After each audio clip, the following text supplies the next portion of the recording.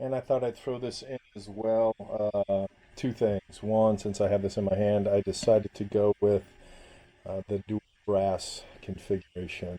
So double brass, some form, some function. Second, form function enhancement is my oak slash stick spacer so that I've got a relatively smoother area here if I decide to keep the bin, which probably is not going to happen.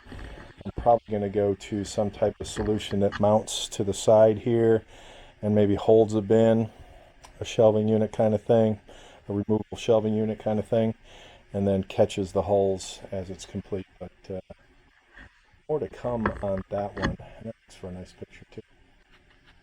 See you later.